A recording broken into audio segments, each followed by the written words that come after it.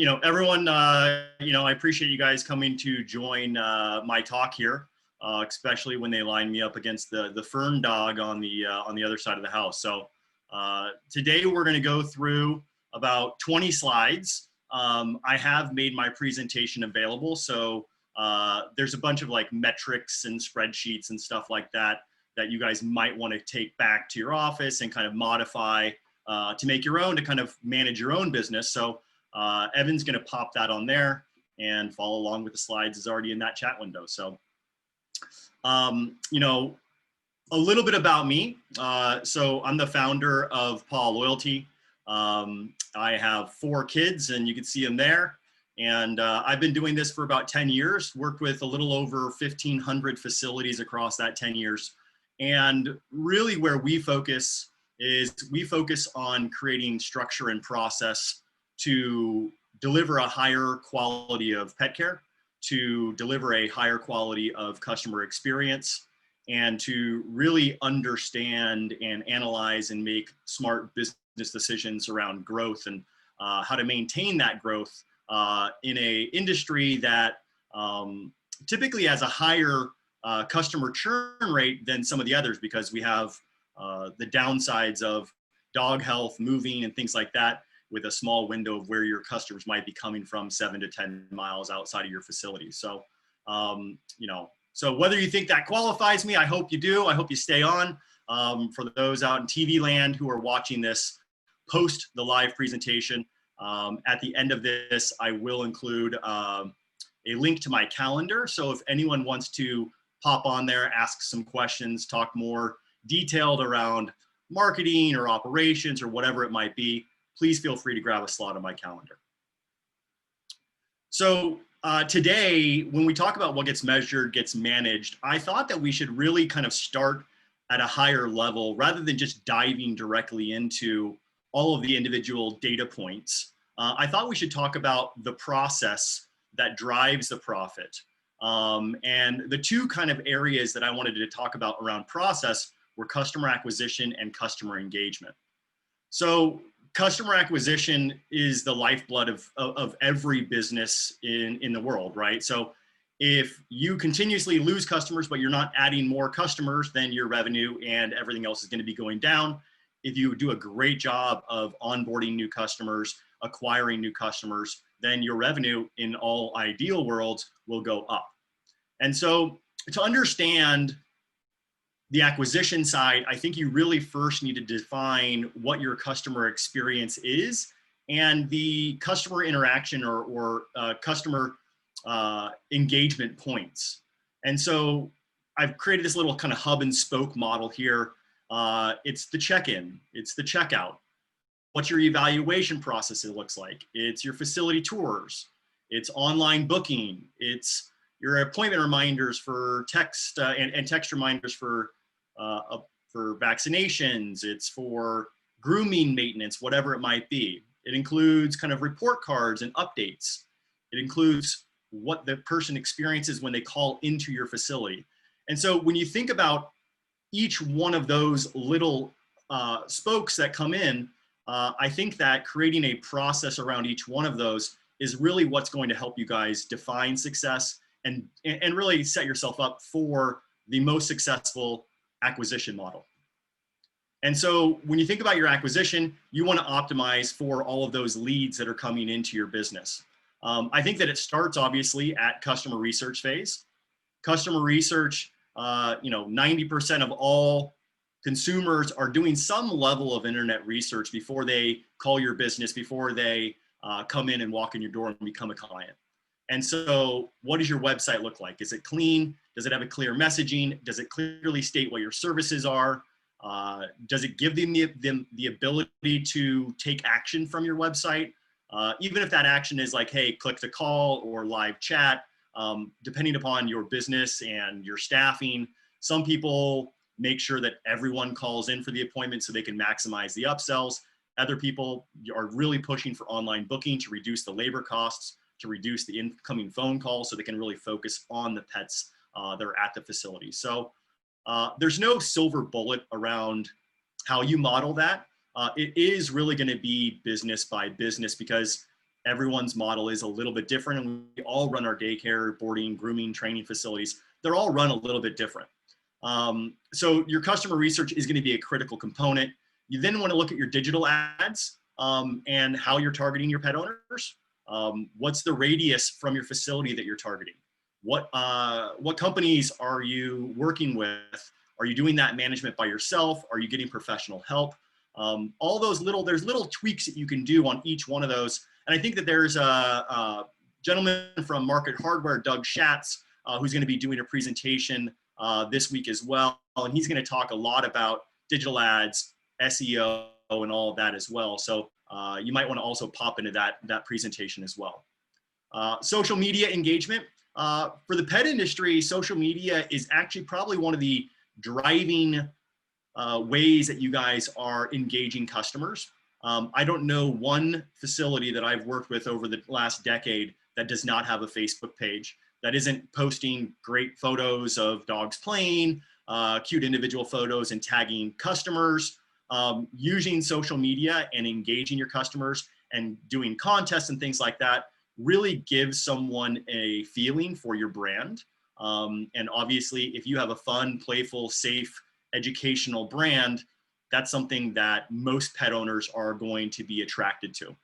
And then I think the final kind of customer research where you guys can do some pre-planning and pre-work is really around making sure you guys are getting high quality reviews and making sure that you guys are capitalizing on your customer base and the friends of friends.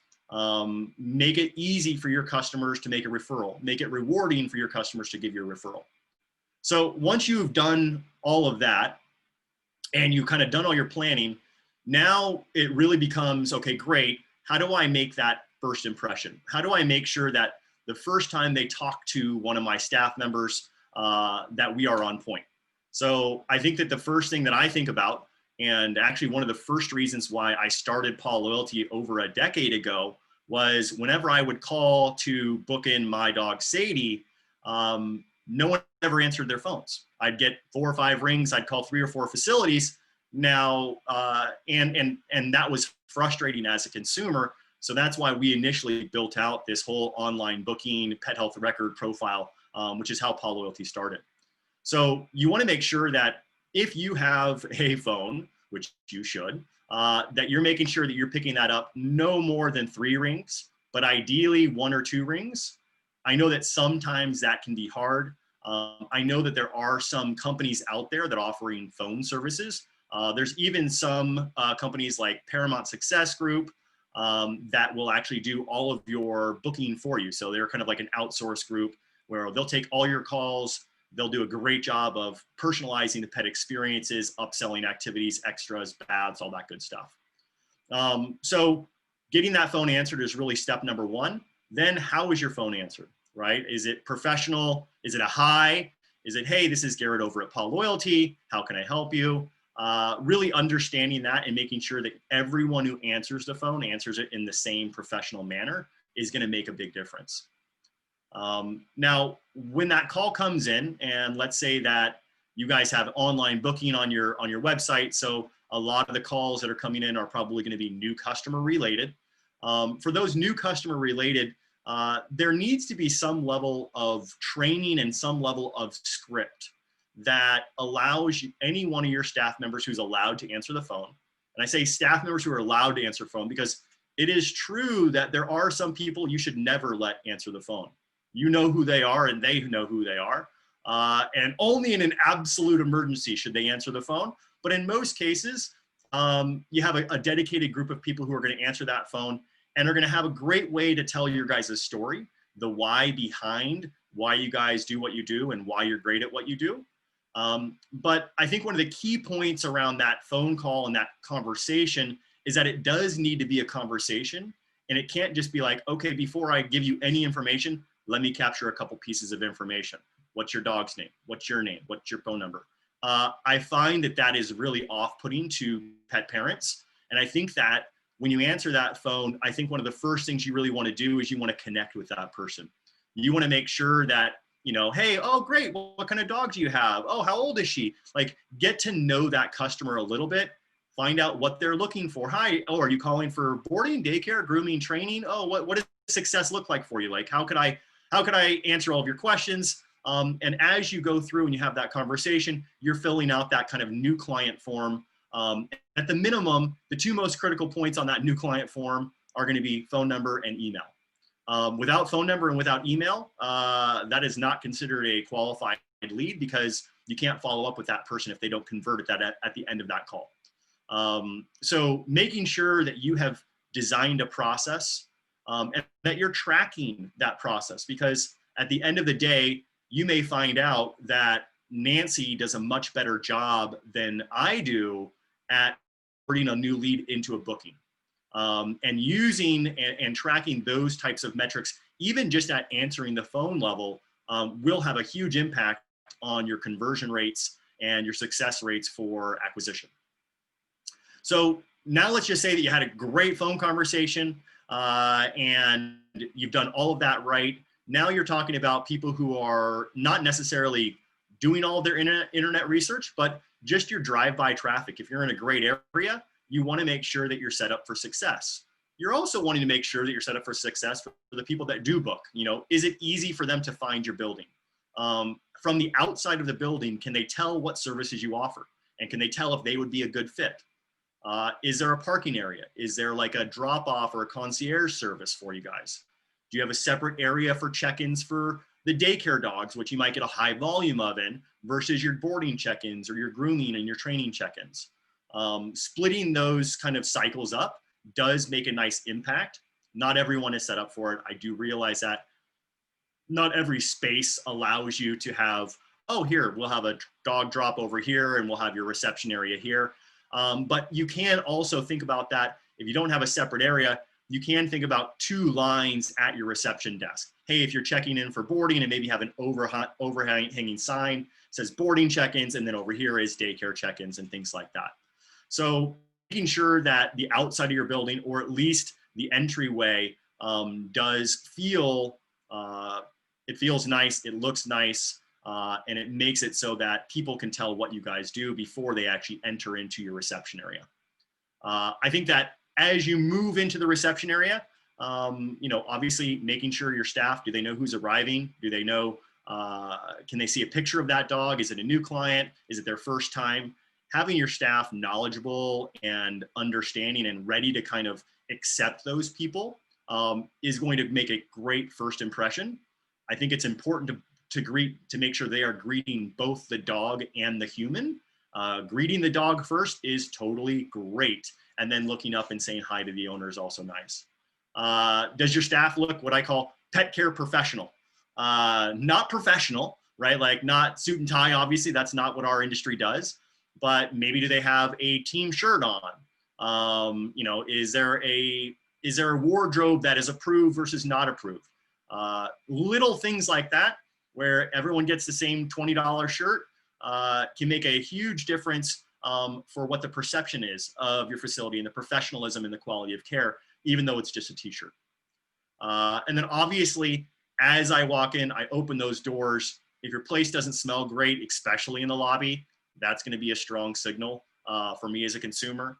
And if the reception area is overly loud, meaning I can hear tons of dogs going crazy, that tells me maybe, hey, are there too many dogs here? Are they not engaging the dogs and they're just barking? So those are kind of like the initial flags that you want to just make sure that you check those boxes. Are we doing everything we can to optimize for that first impression and for those conversions? So once you've kind of done your path and you've started to plan for optimization, then you really kind of come in here and it comes down to communication, education, and recommendations. And so I like to split everything up into categories of service: boarding, daycare, grooming, and training. I find that that's really helpful, especially for you guys as business owners, because there's some people who only do boarding. There's some people who do daycare and baths. There's some people who only do training. And so by creating silos and understanding that each one of those customers is pursued in a different way, I think that it finds a nice pattern and a nice process. So we're going to start boarding, then we'll go daycare, then grooming, then training. So boarding, It starts with the phone call. You book that tour of the facility. You want to make sure that you define, what does that tour look like? Are there a bunch of stops in the tour? What is important for them to know? Understanding and doing that customer discovery to find out what is important for that particular pet parent. Like, why are they here? Do they have an upcoming trip? Do they travel a lot for work? Do they only use it when their cousin comes in town who's allergic to their dog? It could be a number of things, but understanding and having a question and establishing that rapport is going to be an important part of that boarding experience. It also is going to make sure that you have the ability, once you've learned more about that family, you've learned more about their pet, it's going to make it easier for your staff to make a recommendation for a personalized pet experience. Personalized pet experiences are the lifeblood of profit. A company that does straight boarding, everything included, versus a company that does boarding with activity packages, a la carte items and things like that, you're going to see a difference, a huge difference in average revenue per pet per night.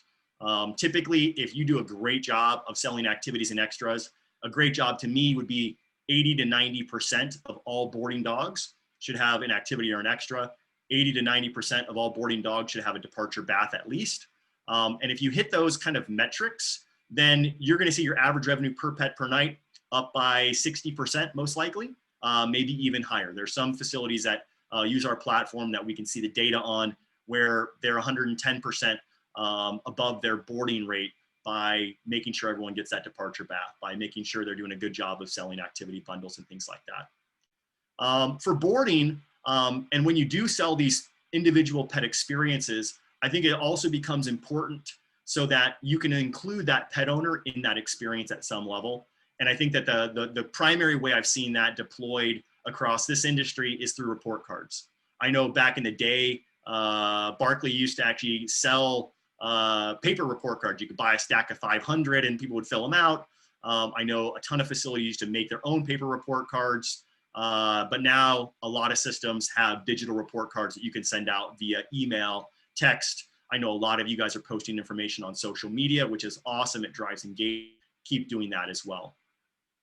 And then I think that for boarding dogs, I think that once they come and they check out, you have a great review about the dog's stay, but then you need to make sure you have that follow-up at some level. It can be a survey. You can be asking them for a review. You want to just make sure that they had a good experience. And if they didn't have the best experience or the most optimal experience that you were hoping they would have, that you get an opportunity to have a conversation to address anything that they might have said, hey, this was less than ideal for us.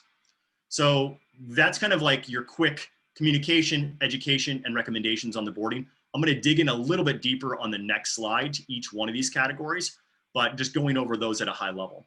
For daycare, I think it all starts with the evaluations. If you are doing a great job at acquisition on the daycare side, I think that you need to have a minimum of 10 new dogs per week doing daycare evaluations. And I think that to optimize the conversions of those evaluations, you need to have a clear communication path. You need to educate them on why daycare is beneficial, why they need to come multiple times per week during that first month to get acclimated to the larger group, why it makes sense to buy a package. So for us, we always say, hey, when someone books an evaluation, they have absolutely no idea what to expect. They don't know what your process is. And so making sure before they arrive, they have two things is going to be critically important. Making sure, number one, they know, is it a half-day evaluation? Is it a full-day evaluation? Is it a 15-minute evaluation where they stay and they should read or bring a book? Defining that for them first so they can manage their schedule properly.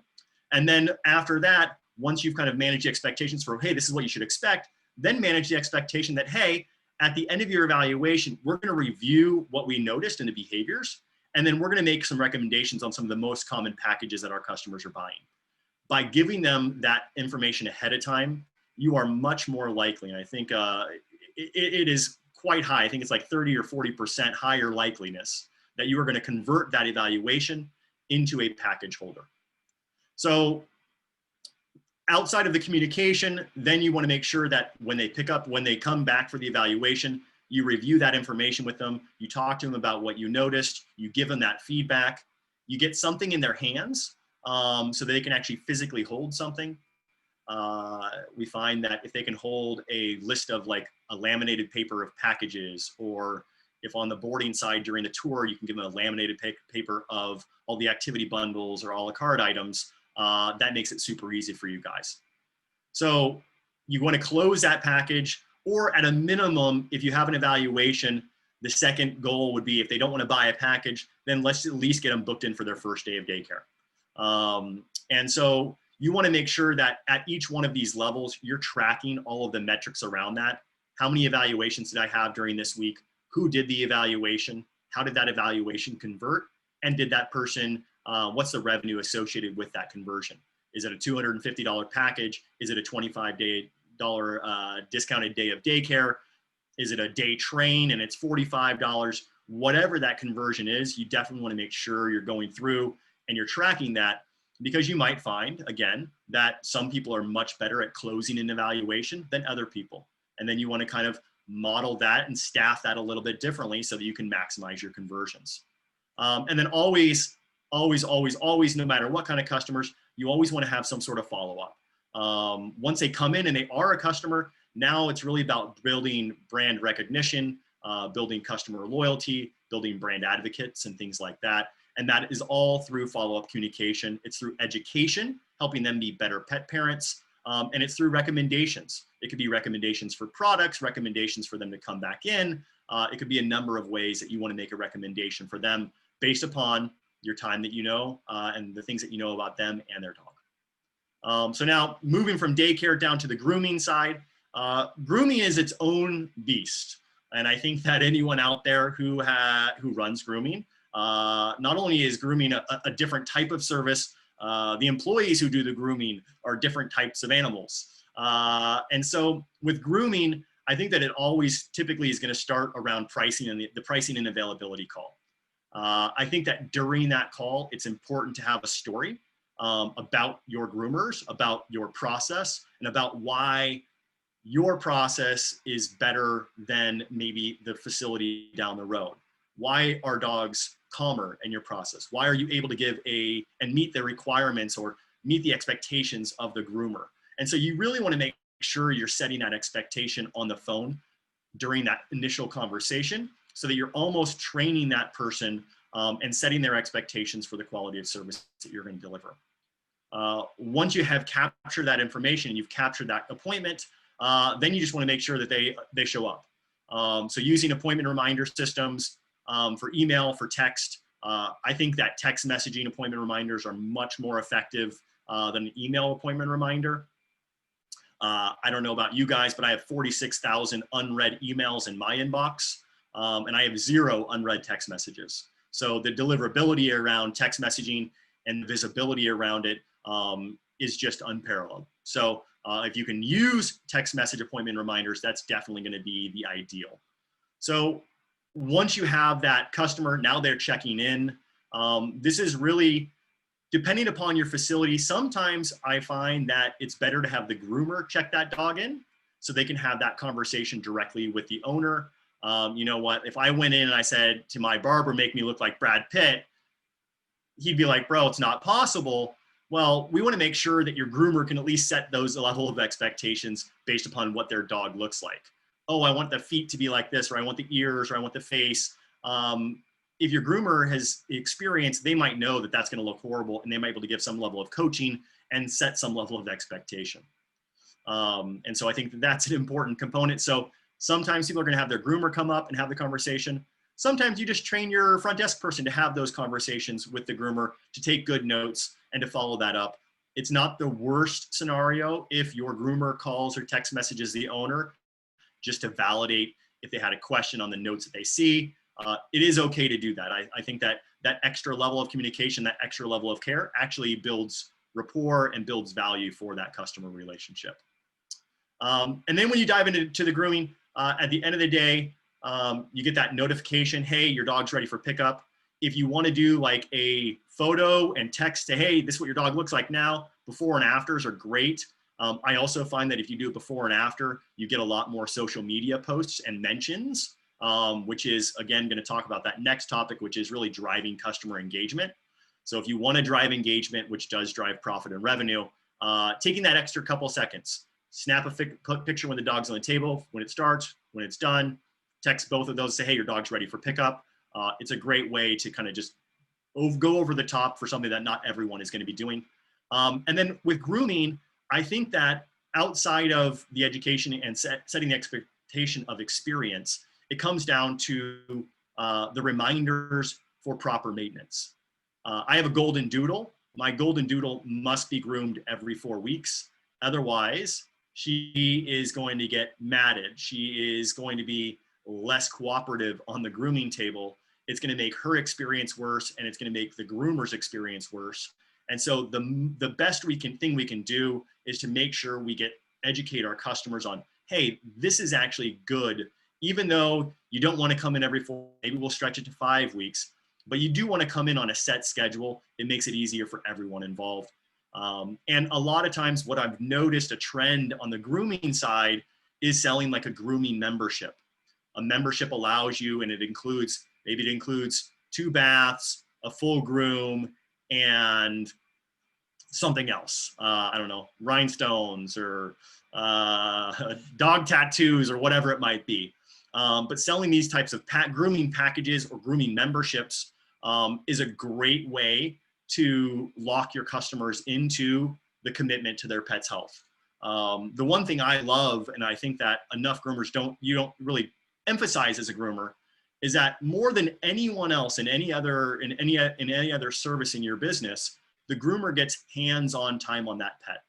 So the more often and the more frequent your groomer can see that pet and do a full body check, the better the pet's health is going to be. The quicker you're going to notice any growths, you're going to notice any scratches, you're going to notice any potential issues. And so that's a huge value that you should talk about when you are intaking a customer and when you're talking about frequency and pet health. I'm going to slow down because I know that I'm going like a mile a minute. I know we have some attendees out there. Does anyone have, okay, Susan C. So what about report cards for first-time grooming? I think report cards for first-time grooming are great. I think that you can do it in really a couple different ways. If your current software doesn't like support you to send a report card for your grooming customers in a way that's nice, then you can just do it via like text and do videos with a nice little message. Or you could even actually do a video. Like you could actually video the dog and then video yourself and just say, hey, your dog did great. She was a little squirmy at first, but eventually we kind of got in our rhythm. And as you can see, what a great result. So whenever you're ready, you can come on, pick her up. If you like, respond to this text message and we can put her in daycare or whatever it might be. But yeah, I think that report cards for every first-time customer are an essential way to build that relationship and just kind of solidify them and solidify you as a facility that goes above and beyond. What kind of software are people using for report cards? Lisa, so Paw Loyalty software. So all of our customers, they can send report cards to boarding dogs, grooming dogs, daycare dogs, training updates, things like that. So I think that most of the larger software systems in our space, we all have kind of a way to send out digital report cards via email and via text. Denise, I have another question from you. So we have a boarding facility considering starting grooming. We're debating pros and cons. Denise, that's a hard one. So I say, yes, number one, you should definitely add some level of grooming services for your boarding facility. Whether you want to do full service grooming versus grooming light is really going to be dependent upon whether you can find great groomers in your area.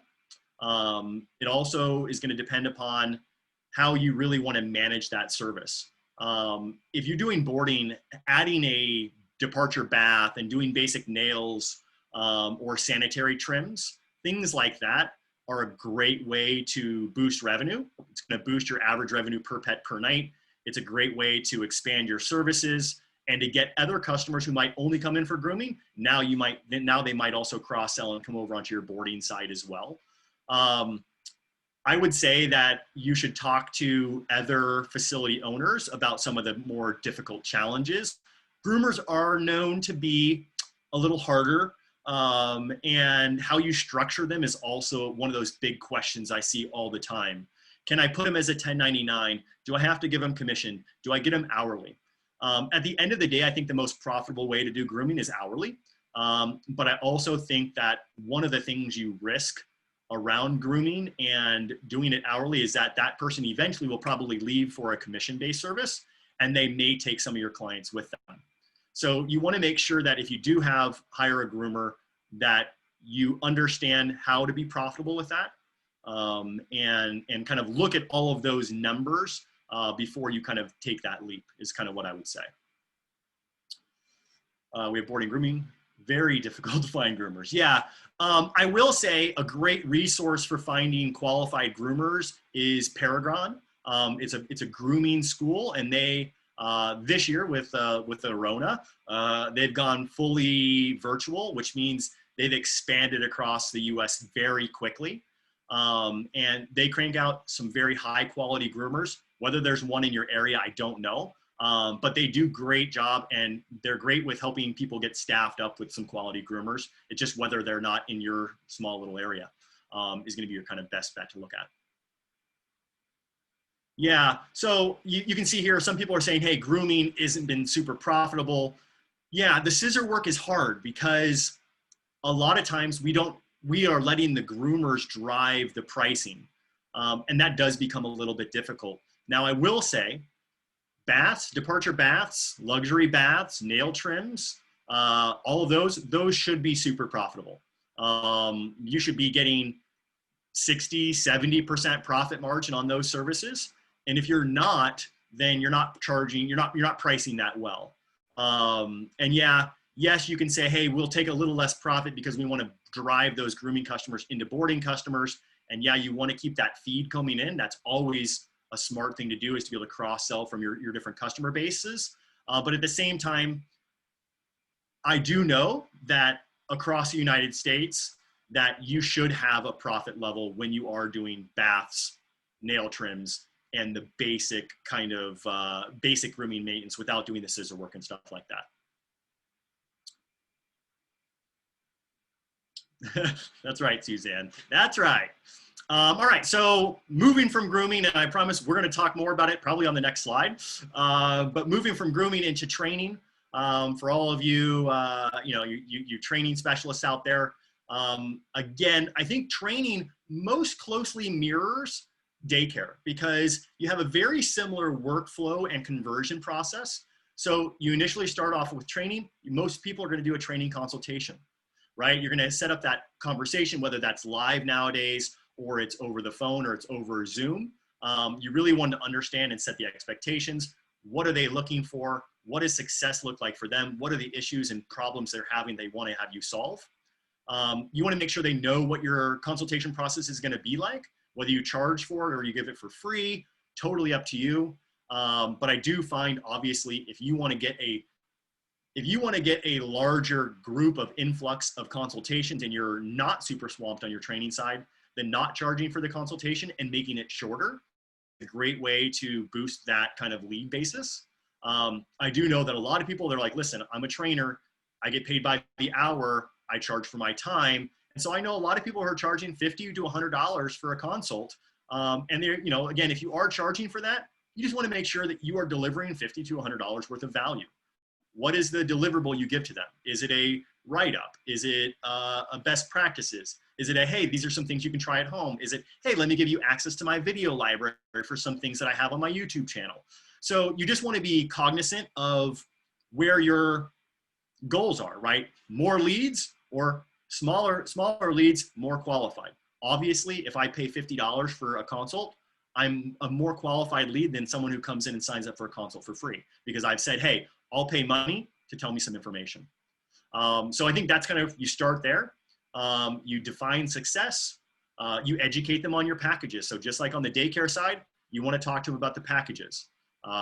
Is it better to book a one single private lesson and be like at the end of that, like, oh, I didn't get the result I was looking for? No, you really want to say, hey, you know, in order for us to have true success based upon what you've defined as success, we recommend that you do a 3-day private lessons, or 5-day or 10-day, or we recommend, you know, you're really looking for the moon here. We need to do a 2-week board and train. Think about how success is going to fit into your package offerings, and make sure that you kind of educate them on why is that. Why would I? It's not just because I want you to give me a larger commitment. It's because I know you want to be successful. And if someone says they can train your dog in 2 sessions or 1 session based upon what you've defined as success, they're probably not a good fit, and you'll probably end up coming back to me anyway. So educating that consumer in a way, because let me assure you, just as most consumers have no idea on what the possibility is for how a dog should be groomed, they have even less of an understanding about what is possible for a dog to be trained. So you are the experts, and that's something that you really want to convey to them, and make them confident that, hey, you are going to give them the best recommendation process, best recommendation possible.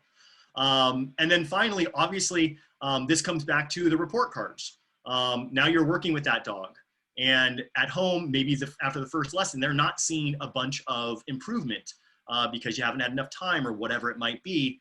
I think that doing report cards and showing maybe some of the exercises you're doing a quick video and sharing that with the customer, giving them progress updates, taking notes in the dog's profile and sharing those notes with the owner. All of those are great ways to include that customer into the experience before they come in for the lesson where you're teaching them to teach the dog what you taught the dog. And so I think that's going to be a critical component, is getting them involved and getting them comfortable and ready to take over the training, which is always, it's a lifelong thing, right? It's not like, listen, if you train my dog and I'm a horrible dog owner and I don't reinforce that and I don't follow any of the policies, then in 6 months, my dog's probably still going to be, or will revert to being a bad dog again. And so follow up and tracking progress and making sure that that owner is actually equipped to be successful is going to be one of those keys for education around the training side. All right. Anyone have any questions on the training before we kind of jump over to the next slide, which is really talking about converting, and we're going to go back to slide, or to box number 1 on the boarding side for converting your tours. All right. Adding in, so John, good question. What about adding in other comparable businesses such as retail, wellness clinics, and other low-cost spay or neuter, vac seminars, etc.? Absolutely, 100%. I think that anything that you can do that is either a lead generator or a profitable offering is always going to drive value. The only cautionary tale I have with that is don't have so many options that your consumer gets paralyzed. And most of the time, again, if you're engaging that customer and you're actually having contact and communication with them verbally, via email, via text, you can make the proper recommendations and you can have an array of services. But if you don't have the bandwidth and the staff to actually make sure you're diving in on all of those interactions with the customer, then I do say, hey, try to keep it focused and keep it a little slimmer so that you're not stretching yourself too thin and you don't have to have 2 customers in this wellness clinic and you're not sure how you're going to staff it, and with only 2 people it's not profitable. So you want to be kind of cautionary around adding too many things, but anything that kind of reinforces your brand and reinforces your process, I think is always going to be a great way to drive revenue, grow revenue, and then grow average revenue per pet per service. So yeah, that's a great question, John. Thank you. All right, so now we're going to dive into converting your tours. So this is boarding focused. After this, we're going to dive into the daycare side. But your facility tours are a very, very, very important part of what you do. The best facility tour I have gone on was with a Dogtopia franchise. They have like a 11-stop tour where they have like a brag wall, and we can look through the windows to see the dogs playing in a play group, and I see the kitchen, I see the kennels, or the specific runs, and they go through these various steps, and I think that's a great way to deliver a tour. But I think that in order to convert a tour into a customer and into a brand advocate, you have to do some pre-planning. So before their arrival, what do you need to make sure? What do you need to make sure is clear? Do they bring their pet, or is it just humans? How much time are they going to need? Is it a 20-minute tour? Is it a 45-minute tour? Tell them, educate that consumer, hey, when you are doing tours, because if they're going to tour your facility, they're probably going to tour more than one. Tell them how they should critically rate you. What should you look for when you look for a safe, clean, great boarding facility? What are the key criteria? Or hey, what are the flags that you should look for a facility you should totally avoid? And then sometimes it is super beneficial to call ahead of time before they arrive to understand what are they, why are they coming in for the tour? Hey, just calling to get a little bit better understanding about what your goals are. Are you looking just for, you're going on an immediate trip? Do you travel a lot for work? And understanding more about that family and what's going to drive their needs is a great way to prep your team for when that customer does arrive for their tour. So the tour experience, again, making sure you are thoughtful and you are defining what that experience should feel like. How is the customer greeted? What does the discovery look like? Customer discovery being, how do we find out what success is to them? How do I find out, how do I really define how I can earn their business, right? So if you come and you do a demo of my software, before we even dive into the system, I'm going to ask you, listen, how can I delight you today? Is there anything I could show you or tell you today that would make you say, okay, great, sign me up, I'm ready to use you. And so having them define that during customer discovery is going to be a very important part of you being able to convert that person into a new customer. So again, giving your staff a script, not a word for word script that they carry around, but an understanding of the points that they're supposed to make, an understanding of a way for them to answer difficult questions that might be asked. And for those of you who've done tours, you might have a better understanding of what that might be versus, and again, who does the tours? Is it always the same person? Some people are going to be much better at that customer interaction about explaining the story and walking people through and doing all of that. So you want to make sure you kind of cover in each one of those things. So then after you've gone through that tour, then you go and you're trying to, great, now you do your trial, we call it the trial close. So how are you going to convert that person? Number one way, you give them a beverage. I know it seems weird, but you give them something to slow them down, to make it seem like, oh, they're not running out the door. Great, thanks for the tour, I'm out of here. You want to slow them down at the end. You want to hand them something outside of a beverage. So if you can have a beverage in one hand and a list of your activity packages and a la carte items in another hand, that's going to be great. That's going to give them something physical. It's going to feel like it turns your service into a product. And I think that is a great way to do it. Asking them for feedback, saying, hey, what did you think? Was there anything that you loved? Was there anything that you were kind of concerned about? And not being scared to ask the questions about concerns. Sometimes it's the hardest question to ask because you feel like you don't want the answer. But at the end of the day, as a small business owner, you need that answer. You need to know if there is something of concern. You need to know so you can decide, okay, great, maybe this person's not our ideal customer, or hey, maybe we should fix that. And so capturing that information, recording that information in some way through an Excel document is going to be super important for you guys to continue to refine your process so that you can continue to double down and convert more tours into bookings. At the end of the day, if you crush your tour, 90% of your tours should convert on that same day into their booking. Most of the time, you're not going to spend your time as a consumer to go in and tour a facility if you don't have an immediate need. And so that's what you're really going to kind of look for. You're going to look at your tour conversion metrics. How many tours did we do this week? Again, you should be doing 10 to 15 a week probably. And then how did those tours convert? Did they result in a booking? Did we sell them a package? Did we actually bump them over to daycare? A tour doesn't have to be only focused, obviously, on boarding, although that is typically the entrance into it. During the tour, you're going to talk about daycare. You're going to talk about your grooming. You're going to talk about your training options. So you may find out through customer discovery that while that person is immediately looking for boarding, they may also now be a daycare client or a grooming client. So that's something to be very cognizant of. And then after the tour, just as important as before and during is what happens once they leave. I find that most people do nothing.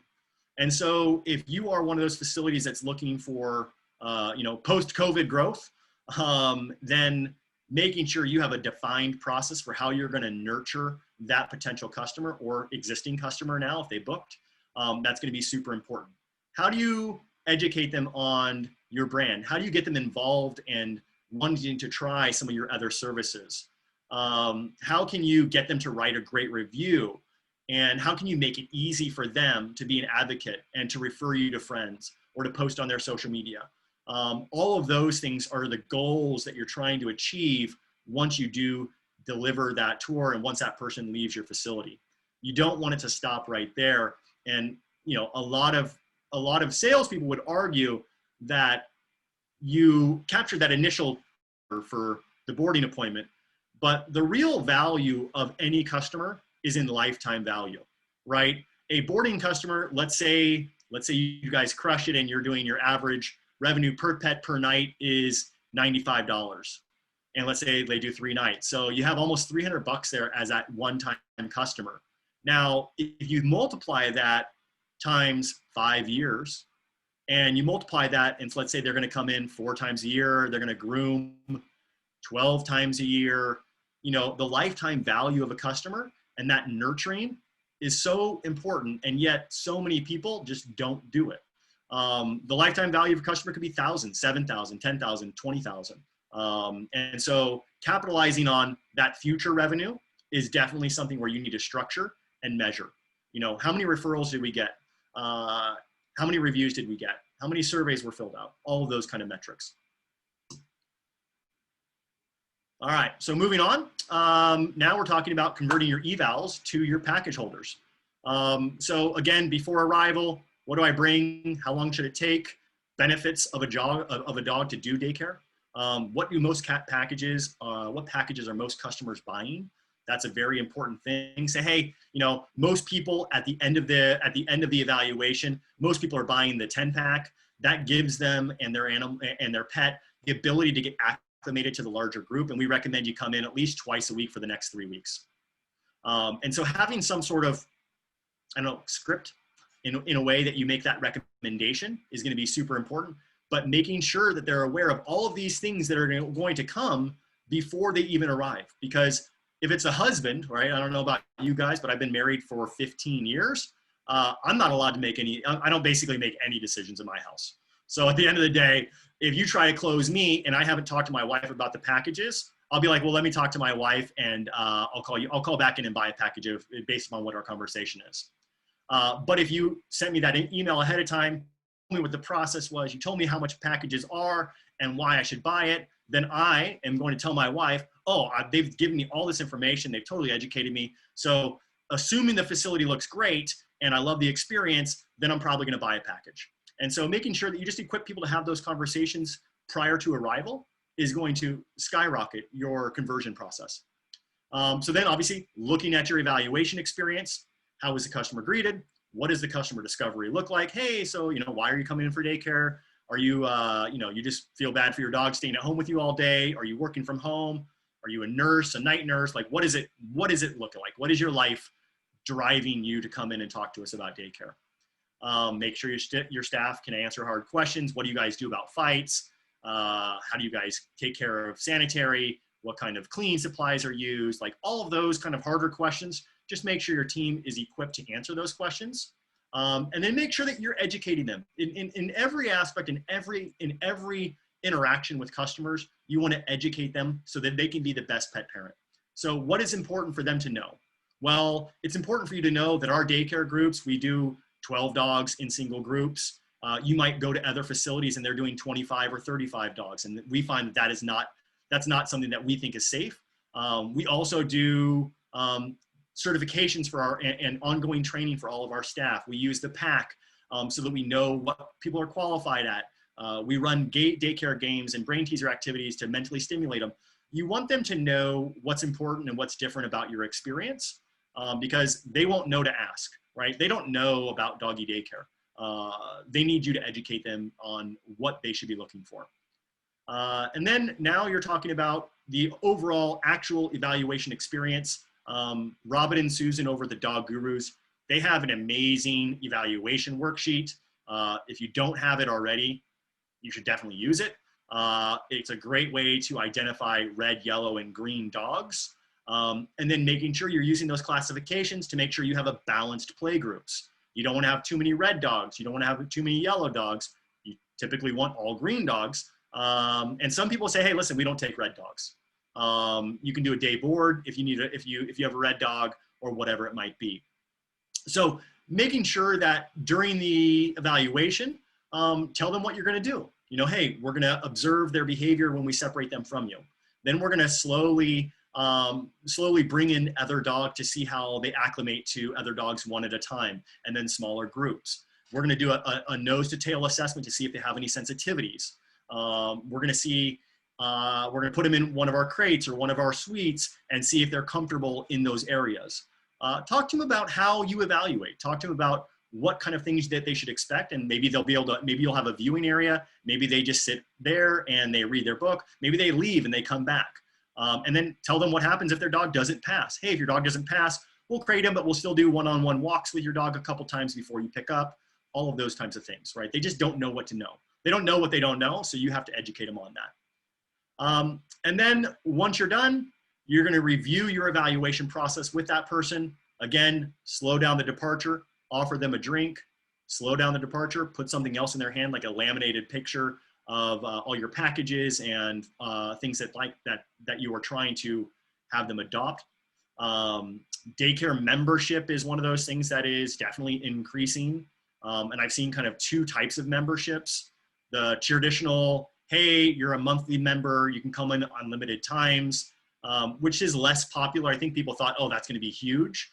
And I think that's been pretty slow to start. You can also do what we call, like, I don't know, I always relate it back to like a toll member. Like, I have a toll pass so that every time my card gets down to a certain balance, it charges my card on file.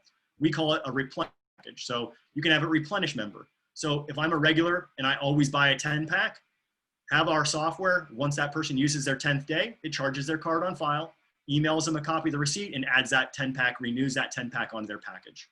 So they have their 10 days again. So there's definitely ways to incentivize that. And I find one of the best ways is to, hey, if you do the replenish package, we'll also give you 1 or 2 free activities that your dog can experience during that period of time. And that's a great way for you to cross-sell your other services. A lot of people are just going to say no to the activities and the extras. But if you can get someone to buy a package, you give them one for free, and then you send them the photo update showing their dog having a great time experiencing that brain teaser activity or whatever it might be, again, you're building a longer term value. You're growing the average revenue per pet, and you're making that person stickier. You're going to make it so that customer sees a larger value with your services and your offering. All right, any questions on the evaluation process and how you're really kind of supposed to position everything and prep yourself to make sure you have the highest level of conversions? Melissa, you asked, am I going to have slides show available or handouts? Absolutely. In the Q&A, you can actually see a link, or maybe it's in the chat. Hold on. Yeah, so at the top of the chat box, you'll see the link from Evan. He put it in there. It's the https beautiful.ai.player or /player, blah, blah, blah. So you'll see it all in there. Let's see, with COVID-19, we find most of our tours are for daycare socialization services, especially for puppies. Absolutely, Susan. We all know that adoption and rescues and all of that skyrocketed, and rightfully so. You know, I think people, especially singles, they needed companionship, and you know, my hope is that these people, that it's not like a Christmas dog, that they keep these animals, they keep them homed, and they do all the right things to make sure that they can have a great relationship together. I will agree with you on that. We have seen across, obviously, especially May, June, we saw a huge drop off in facility tours, but we are, and some people went straight to technology and they did those digital virtual tours, and you can hire someone or use some other tech to actually build a virtual tour of your facility. So you can definitely do things like that, depending upon your area and depending upon all the regulations and where we're at with lockdowns and not lockdowns. Yeah, you're definitely right. I think that we are seeing. I don't think that grooming really slowed down at all, except for when there was the mandatory closures.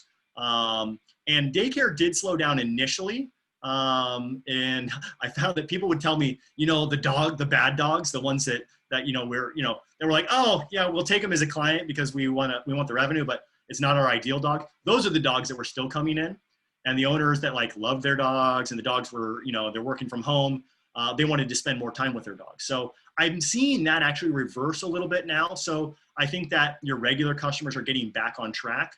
I will say that the companies that are using our platform that were communicative and that we're talking about keeping the dog in the rhythm and still the benefits. Yes, I know you want to spend time with your dog, but at least have them come in once a week so they can maintain their relationships with the other dogs in the play group, educating them on, hey, why is daycare still viable even if you're working from home? So again, it all comes back to communication and it comes back to education. All right, any other questions on that before I move on? All right, so now we're gonna dig into the actual metrics and the data points, which is probably what gets measured gets managed. That's probably what you're all here for. Again, I think that we put the link to this player again in the notes, so you can kind of download that and you can play with that as you will. If it doesn't allow you to actually download it, actually physically take out my spreadsheets and stuff like that, just shoot me an email or put some time on my calendar and I'll help get you guys everything that you need from a measurement and reporting perspective. So now we're going to dive into the acquisition metrics that matter across each one of the 4 service categories. So boarding, phone calls, how many inbound calls do we get? How many new profiles were created? How many of those profiles converted into an appointment on the first call or on the second call? The second call should be you reaching out to that customer, right? So at the end of the call, if you created a profile and that customer did not convert into a customer, you need to be doing 2 things. Number 1, you should put them in an automated sequence so that it is nurturing them until they are ready to book. And number 2, you should follow up with that person in 3 to 5 days and make sure before you get off the phone, tell them, hey, if I don't hear back from you based upon your conversation with your wife in 3 to 5 days, I'm going to give you a call on Friday. And so making sure that you set the expectation, hey, you are going to get an outbound call from me. That is a great way to make sure that they stay engaged with you. So doing that, the number of phone calls that book a tour. So again, if someone calls in for boarding, I need to convert him either into a tour or I want to book their appointment. I want to solidify that person as a customer before they go out and they do more research and maybe potentially see someone else or choose someone based upon a lower rate. So I want to get them in. I want to show them my value. I want to show them why we deliver the highest quality of pet care. Once you've kind of tracked those metrics, now you're tracking, okay, great. What's the total number of appointments? What's the total number of pet nights for those appointments? And then again, critical for profitability. What percentage of my boarding appointments have an activity or an extra? What percentage of my boarding appointments have a departure grooming service? And then how does that impact and affect my average revenue per pet per night? So those are definitely the metrics that matter. Let me actually just close this guy. Those are definitely the metrics that are most important. There are other metrics that matter for boarding, but if you only have the ability to measure a handful, those are the ones that you want to track. Your daycare metrics. This is super high level for daycare metrics, and I really did focus on the evaluation side of it. Once you look at client retention and making sure you understand at-risk customers, the daycare metrics become a lot deeper. What's our average daycare customer? How many days are they coming per week? How many package holders do we have? There's a bunch of other stuff that we'll talk about as well. But for the evaluation, again, number of phone calls, number of new customer profiles created. And again, must have phone number, must have email. Ideal if I have dog name, owner name, first name and last name, and dog breed, because that allows me to personalize the communication through that email sequence, through that follow-up phone conversation, all of those details. Total number of evaluations. And then again, either percentage or count, it's really up to you as how you like to receive your data. What percentage of our appointments, evals converted to a package purchase? Number one best way to convert is buy a package. You lock them in. What percentage booked an appointment? What a percentage walked out with no action, so without their next appointment? That's the worst case scenario. I'd rather fail you than have you walk out without taking action. And so you want to make sure, again, that the person you put in at the end of that evaluation, that person understands and is educated and trained on how to ask for the business and how to make a recommendation to that pet owner based upon the customer discovery, based upon their interaction with that person as they did the tour or as they did an evaluation. They want to use all of that information to make a great recommendation that that pet owner should say, I feel like you're the expert. I feel like you understand me. And yes, I will take your recommendation. So that's how you really know if your person has done a great job. If 90% of your evaluations turn into a package purchase or into an appointment booked, you're doing it right. If your number is lower than that, then you have some process improvement or some people improvement or some staff training improvement that needs to be done. And then you have the percentage of percentage of evals that are not daycare ready. Now, like John had asked before, that is, for many businesses that offer training, that's just a way to cross-sell them.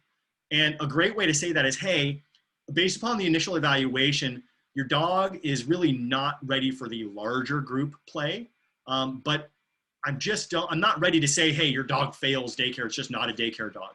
What I would recommend is I'd recommend we put your dog into our day training program, which is more of a specialized daycare program where we are going to socialize your pet with other animals, but we're going to do it in much smaller groups. And we're going to just kind of observe and try to find ways that we can kind of help them get better acclimated to a larger group. And that should have a higher dollar cost, let's say at least $10 more per day. And it's a great way if someone's like, hey, you don't have to fail them. You can move them to the other side and see, hey, is this person right? Or, hey, this dog he's not a great dog for daycare, but we do day boarding. So if you still want your dog to come in and you still want us to kind of work with them and you want us to try to maybe find a friend that they might play well with, then we can bring them in for a day board and we can kind of do that for you guys as well. And we can customize a personalizing experience specifically for your pet. At the end of the day, a personalized pet experience tells that customer that you understand them, their needs, and their pet and the pet's needs. And so you need to make sure that everyone is comfortable making a recommendation for what that looks like. My class is set to end at 10:05. Okay, thank you. I appreciate that, John. I apologize. I went totally over. We dug really deep into those. So I'm going to move a little bit faster through the rest so that I'm not an hour over my time. And everyone kind of come through and ask more questions if they have them. All right, grooming metrics that matter, phone calls, profiles created. You're going to see a trend here. These are all the same type of things. Number of calls that converted, number of appointments by type, number of add-ons. So how are we, the boarding dogs, the daycare dogs, they're adding grooming services. Those don't count as primary grooming services. We want to count those separately. Percentage of customers who purchased a grooming package, the number of no-shows, making sure you're using your text reminders to curb that, and then your average revenue per pet per service. Training metrics, again, same type of stuff, phone calls, profiles, conversion metrics, and then what percentage converted to what type of way. Private lessons, board and trains, walked out with no appointment, and then obviously average revenue per pet per service. So here is something that when you're thinking about your profitability, you're measuring your customer acquisition cost, which is CAC, CAC, and your return on investment for every campaign. I made this little spreadsheet for you guys so you can kind of see what it looks like. If I did a $250 spend, my goal was to drive daycare evaluations. I started on the 1st of October. I ran it for 30 days. It generated 15 leads. I converted 12 of those, and 9 of those people bought packages. My revenue collected, which is selling a decent number of packages, and then a couple single daycare days. Great profit, a great return on investment of that 250 bucks. Just within that 30 days, I generated a 930% ROI, and my cost per customer acquisition is only 20 bucks. I would pay all day long $20 for a customer who is going to spend hundreds of dollars with me or thousands over the lifetime. And so you want to make sure that you are tracking and measuring all of this. if you're doing any ad spend, you need to track it. And if you're not, then stop spending your money because you're wasting a lot of money. And so, yeah, go ahead and download this one. All right, I'm gonna go through customer engagement pretty quickly. I think this is the most relevant quote. Get closer to your customers, so close that you'll tell them what they need well before they realize it themselves. And I think that this is super true and super accurate for this industry because we know those animals, we know animal behavior, and I think that you being able to be the expert and the recommender is critically important. That's your role. So the benefits of prioritizing customer engagement, you're gonna get more visits, you're gonna get more referrals, you're gonna get a higher average revenue per pet per night, you're gonna get feedback that's gonna drive your services and your staff to be better, you're gonna get more reviews and better online reputation, the customers that are coming to you, their pets are gonna be happier and healthier, and you're gonna provide a higher quality of service at the end of the day when you have a better relationship with those customers. So these are the things that you can use. These are the actions that you can take to drive profit through customer engagement, sending targeted messages via email and text, using automated marketing sequences, sending out those digital report cards, getting customer satisfaction surveys, asking for reviews. You need to be good at asking for reviews. And if someone fills out a survey and they give you great feedback, that's a great way to get the review. Making sure you're sending out their vaccination reminders, appointment reminders, grooming, maintenance reminders, things like that. And then mentioning customers on social media, posting it, tagging them, tagging their dog, and getting them to re-tag you as a business. That's a great cycle. It builds a great online reputation, and it definitely drives engagement. These are specific targeted messages that you can use to drive engagement. I'm using everything on this particular list. These are targeted messages and filters we have in our system that our customers use on a daily basis to engage their customers. I think that some of the most valuable ones are identifying your at-risk customers on the daycare side to prevent customer churn and identifying them early so that you can send a message saying, hey, you know, Bruno's friends are missing him at daycare. Let us know if you can come in this week.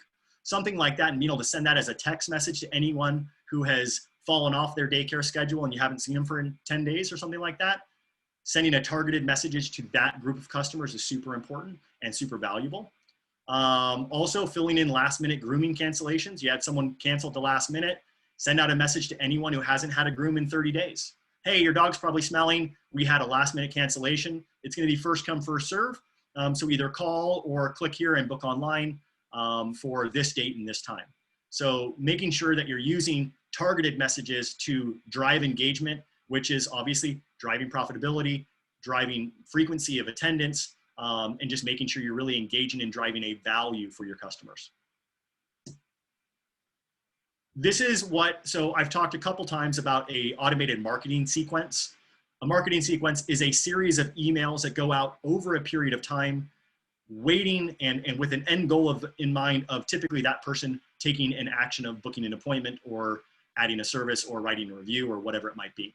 So this is just a sample sequence. You have a phone call, it doesn't convert. You send them a thank you message saying, hey, thanks for taking time. This is why people choose us. Let us know if you have any questions.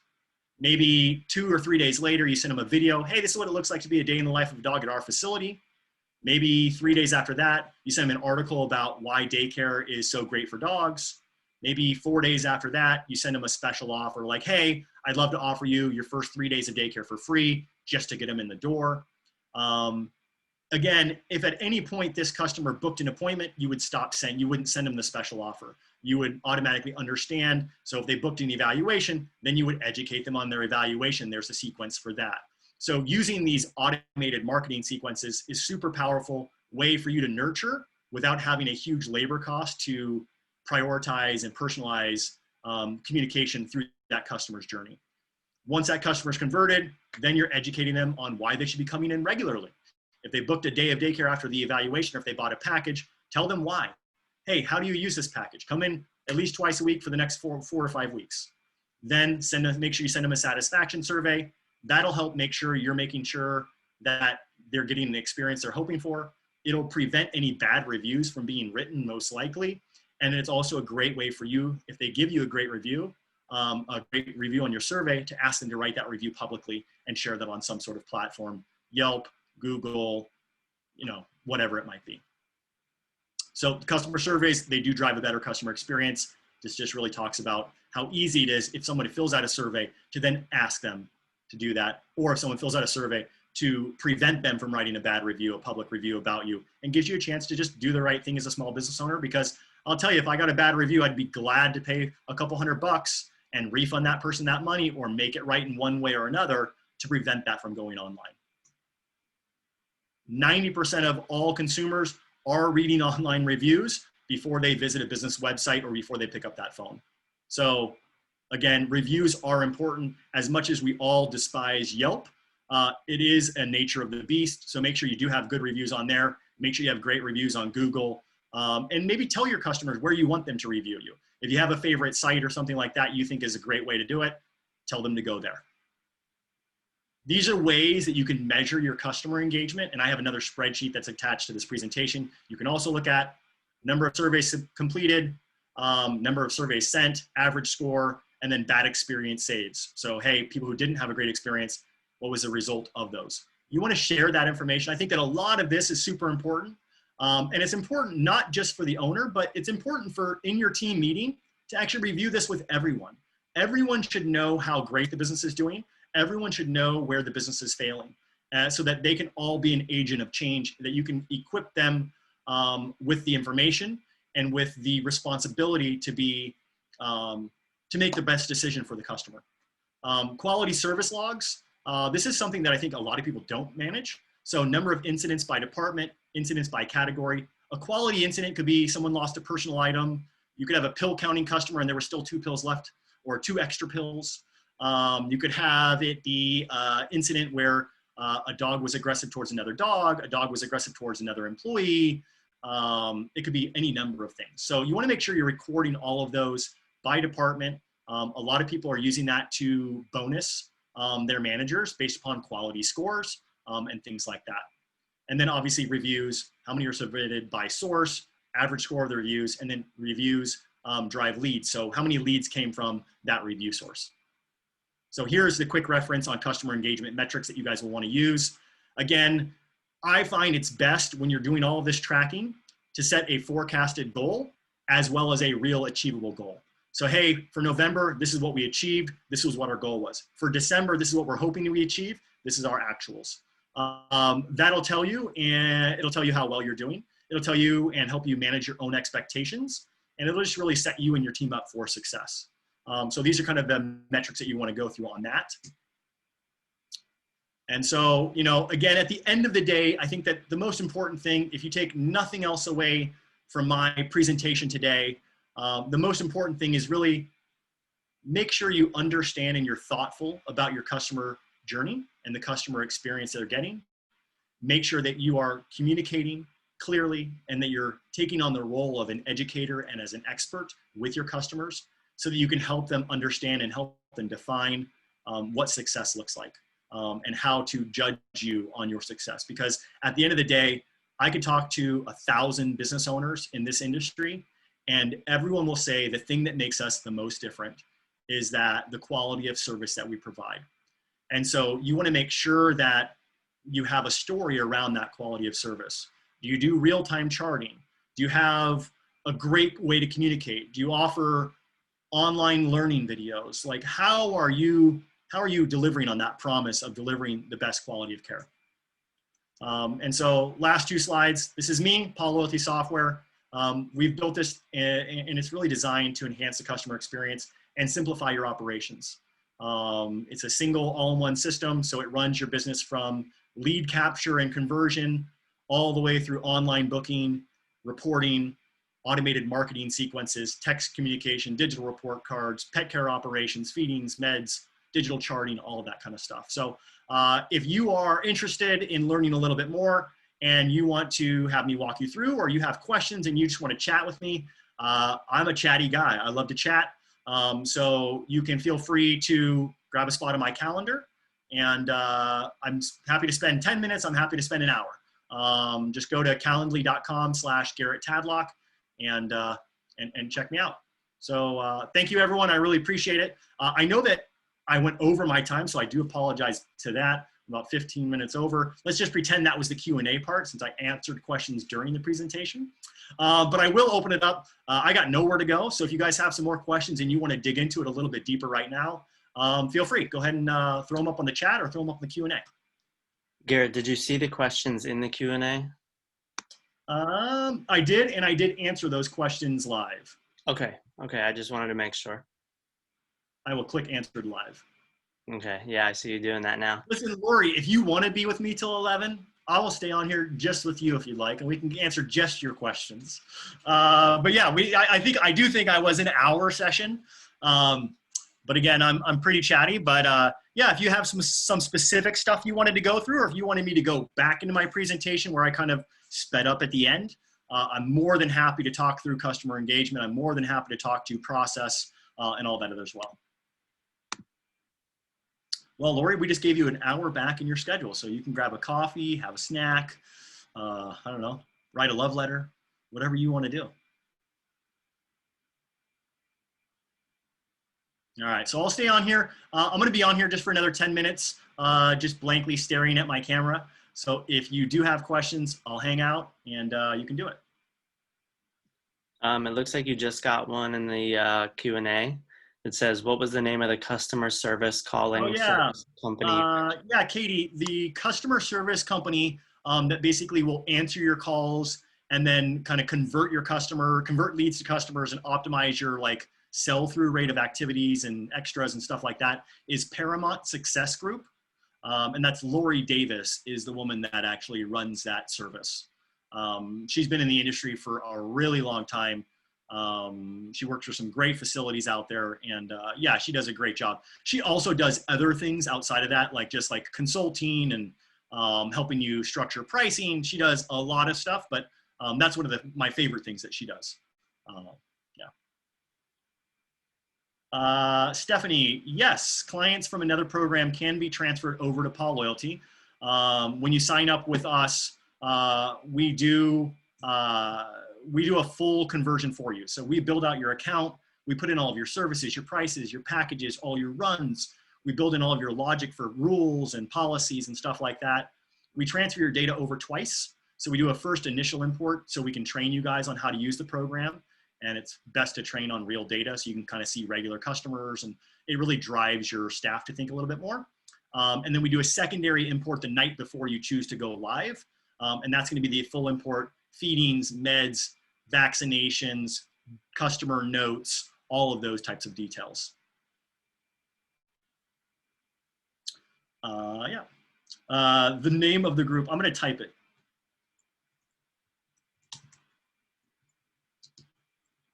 Paramount Success Group is what it is. And Katie, it's great to see you too. Thanks for joining. Melissa, Paul Loyalty, how much is it per month? Is it online or is it cloud? Online and cloud are the same. So it is cloud-based software, meaning just like you would access like your Gmail, you would access Paul Loyalty. You can lock it down though. So like if you only want your staff to be able to access the system with their filtered access so they can't see your financials and stuff like that if you want, you can make it so it's locked down by IP address. So they have to be on site at your facility in order to log in.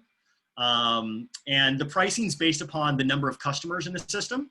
And so if you have the first tier is under 500 customers is $79 a month. Then 501 to 3,000 is $129 a month. And then 3,001 to unlimited is $209 a month. When you do an annual agreement, we do a pretty significant discount. So it drops it down to like $180 per month paid annually, $100 or $109 paid annually for the middle tier, and $70 per month paid annually for the bottom tier. Pricing's all inclusive. So anytime you get a new hire, you give them to us. We train them on all your process, how to use the system. It includes customer support, phone support, 7 to 7, 7 days a week, 365 days a year. And our staff, our support team's awesome. Everyone on our support team has actually worked at a facility for at least 4 years. So I like to say they've walked 100 miles in a facility, so they know your pains. They also know that annoying daycare dog group, the annoying dog in that daycare play group or whatever else it might be. So yeah, thank you for asking. I appreciate it. What about adding in other comparable? So another one from John. Jackie, let's see. How soon ahead of opening a new boarding facility would you recommend engaging Palo Alto? John, we have a launch program that we typically recommend at least 90 days before you are set to open your doors, that you implement Palo Loyalty, you start marketing, you start running your tours and stuff like that as much as possible. Obviously, if you're still mid-construction or whatever it might be, those might be limited tours. But yeah, typically 90 days, because at the end of the day, when you open your doors for your grand opening, you don't want it to be one dog. Really the goal of a grand opening is to try to make sure you have 25 to 30 dogs on day one. So with our launch program, that's typically what we're shooting for. So we want to try to do contact your local chamber of commerce and make sure that they're reporting on you. Maybe get your local mayor if you're in a small town to come out and cut a ribbon. There's really a lot of ways to engage the community and get them excited about a new business that's opening. So yeah, 90 days beforehand. John, if you want to grab some time on my calendar, I'll talk to you about like kind of what we talk about, what we recommend. I'm happy to give you as much information as I can on that.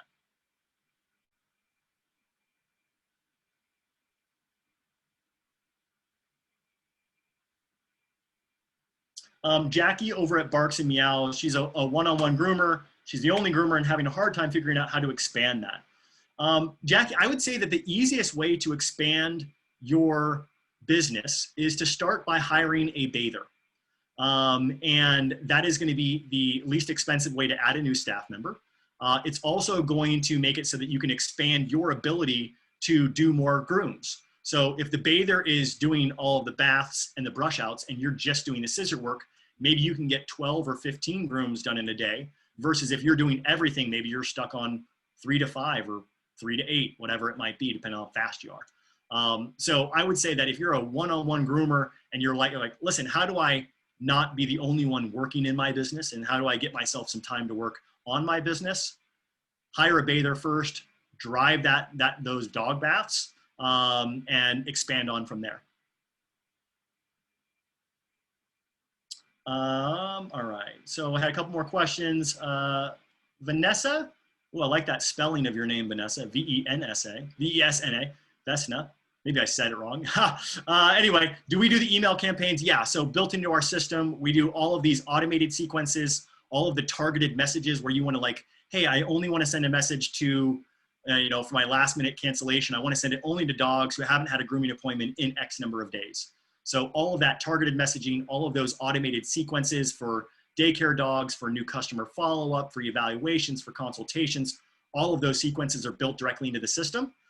You can personalize the content, so you can kind of have your voice and your look and feel. They can be HTML or they can be plain text, but our system automates it. So it has an intelligent start and an intelligent stop. So when someone takes the action you want, it stops sending those emails and most likely will put them into another sequence that is educating them and telling them what to expect and things like that. Suzanne, do we have a time clock? Yeah, so we have built-in time clocks. We also have built-in commission calculators. So commission calculators are for the delivery of services for your trainers and for your groomers. And then we do also commissions for your front desk people if you want to incentivize them and run contests to sell packages, to add clients, to sell retail items, to upsell activity bundles. We have all of that's built directly in. You can run a report. It'll tell you who sold what their commission is, whether it's a percentage of the appointment or of the service, or it's a flat dollar amount per service or per appointment, whatever it might be. So all that's super built in. All right, Justin, does Palo Loyalty track all of the acquisition metrics discussed earlier? Yeah, so in our system, as part of like the checkout process, we track how that customer converts. We track the revenue associated with that conversion. So when you look at like the ROI metrics on your marketing campaign, we say, okay, great, you had 25 referrals from Groupon, you had 7 referrals from Facebook, and you had 2 vet referrals. And then we can tell you over a period of time, so during this date range, this is the number of referrals, and this is the dollar amount spent. I think that being able to give you that information tells you, in most cases, like, hey, while Groupon did generate a ton of leads, it wasn't profitable.